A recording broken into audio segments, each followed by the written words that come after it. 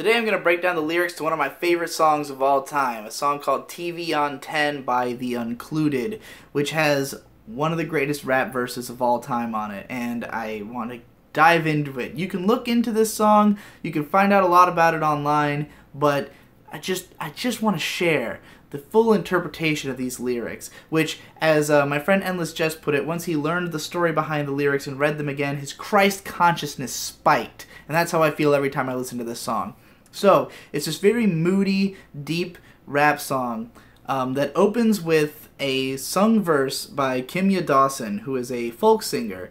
And she has not so much a rap verse, just like a verse of singing about being afraid of flying. Her verse is very generally just about the experience of getting on a plane and being terrified of what might happen if it were to crash. And being reassured that doesn't happen. Planes almost never crash, but, you know, she has in her head almost never isn't never. She can never get past that fear. Like, it can happen. It might happen. It happens to some people. What if it happens to me?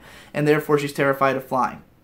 Which is important to the theme of the second verse, which is by Aesop Rock, that goes for almost 2 whole minutes through this song. It's a very long and epic verse that tells a story. And it's telling a story of a particular plane crash that actually happened in 1998. I don't know if this story he's telling is a true story, but it's based on the idea of this real-life plane crash that happened at that time.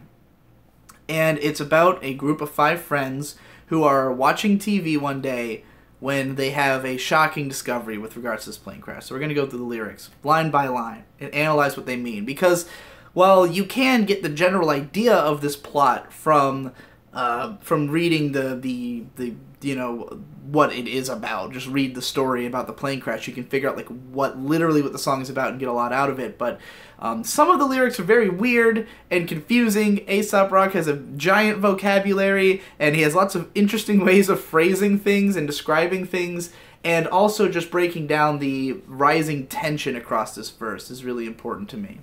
So, okay, it starts off, 5 in a den with a TV on 10, 229 meeting in the sea beyond them. So, there's 5 guys in the den, the TV's on channel 10, and there's a 229, which is a plane, you know, in the sea, somewhere out there in the ocean, there's a 229. So we're setting the stage. These are the 2 elements of our story, these 5 guys and this plane. Married to a marathon of bad cable access times while the Gravitron axis winds up. So, both of these 2 are married to this marathon of bad cable access times. The crash, because it's going to be reported on there. And these guys, because they're just trapped. Bad cable access times meaning a time of day when nothing's really on TV. Probably like 5 p.m., like just before prime time. Nothing's really on. These guys are just sitting around, cruising the tube. That's why they end up watching the news later in the song. The Gravitron axis is winding up. The Earth itself is preparing this story. It's concocting this thing that's going to happen to these people. Tony had a hive for the club, where the toes of the tigers arrive and erupt. So Tony is our main character. He's got his friends, and they're planning to go to the club to just fucking get fierce, you know, they're gonna arrive and erupt. They're tigers. They're going there to get some, basically. They're going to their fucking party. Run's house flies in a ripening husk, each unwound one too alive to instruct on his own. So, these flies in a ripening husk is like, you know, imagine what a bunch of flies look like in a ripening husk of you know, like a fruit or something. They're basically buzzing around like crazy. Each one of them is too alive to instruct on his own. They're too much. They're fucking out there at a party. They're going crazy if they're unwound. But wove are a knife in a gut is the next line. So a hold-up night was a fiber to clutch. So the 5 of these guys, when they're woven together, when they're all working together, they're a fucking knife in the gut. They're one big gut punch. They know exactly what they're doing, you know. Alone, they're crazy and wild, but together, they're tight. And so, all of them being holed up in one place, because evidently they can't go to the club. They've been holed up. It's probably a bad storm outside. You know, they're holed up in this place, and that's fine because they're such good friends that together they can work really well together. So, you know, a hold-up night is a fiber to clutch. Wednesday, 9/2/98, but really not even a client of your time and space. So, you know, he's saying that this did happen on this day, but it could have happened any day. It could have happened any time. It doesn't matter when it was. What matters is what happened.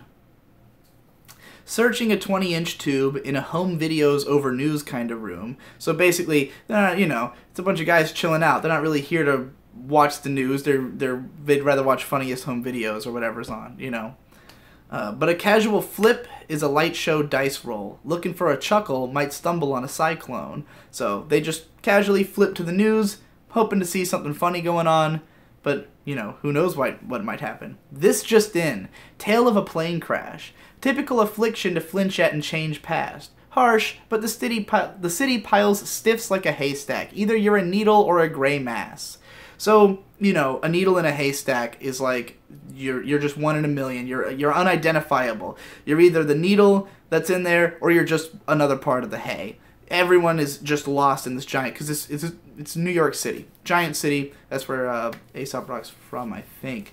So, you know, there's millions of people in the city. People are dying all the time. Suffering's always happening. So a plane crash, you're just like, oh, well, you know, sucks for them. Didn't happen to me, but, you know, move along. One channel up? Wait, maybe change back. Okay, a dose of the old death toll game. Fact. MD-11 in the ocean, close to the coast of a cold Nova Scotia. Left JFK, smelled smoke in the Vulture, found fire in the hole, never found closure.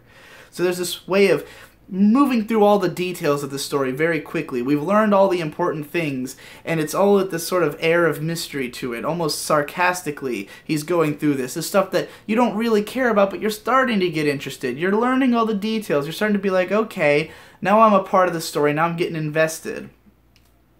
Now a quote from his homeboy, Jeremy. My mother took a night flight out of Kennedy. What? This is the best part. You hear, what?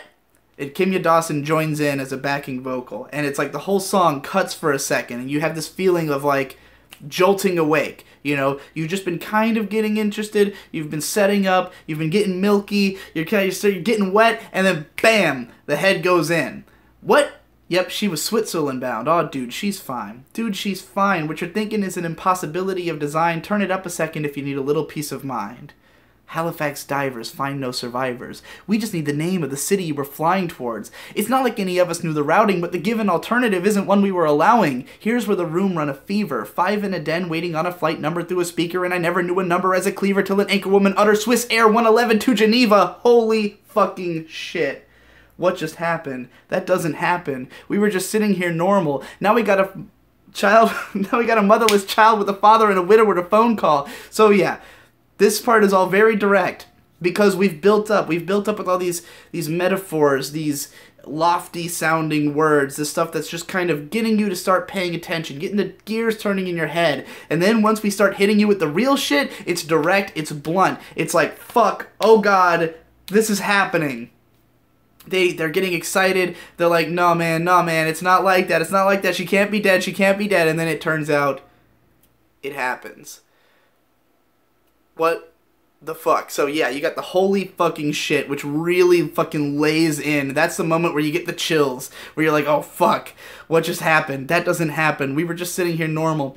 So the point of this song, it's not just really about the plane crash. It's not so much about the fact that planes will crash. It's more about this feeling of thinking that this is such a weird thing that happens to so few people that you would never expect it to happen to yourself. You would never think that someone you love is going to just die in a plane crash. Like, it's so rare. You only hear about that on the news. But someone has to be that guy. Someone is the person sitting in that couch watching that news story, finding out that their parents, you know, that their mom just died. Like, it has to happen to somebody, and it could be you. It does happen.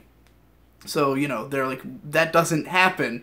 We're just sitting here normal. Now we got a motherless child with a father and a widower to phone call. You know, not only do we now, us 5 guys who were just sitting here ready for the club, flipping through channels, now suddenly we've got a fucking guy whose mom is dead, and he's got to call his dad and tell him, oh yeah, you know, I remember that you rode your bike home, NY Autumn, like a Fright Night fight song. 4 stayed up late with the lights on, combing over every last scale on a python. So basically, he rides his bike home to go, you know, tell his dad. The other 4 are just up all night watching all the news, consuming all the information, trying to find out what happened, trying to find out anything they can to fucking absolve this feeling and situation. They're combing over every last scale on a python, a giant fucking snake, in case that wasn't clear. You were in the hearts of the posse you were raised in, spoke of in the same breath as powerful and brave men, learned life had a death, live with his friends, 5 in the den, with a TV on 10. It's a perfect verse. It's so fucking perfect. Now that I've explained it, listen to it again. Hopefully you listened to it at the start of this video, and now you'll listen to it again at the end of the video, and feel that Christ consciousness spiking. And, yeah, good fucking song.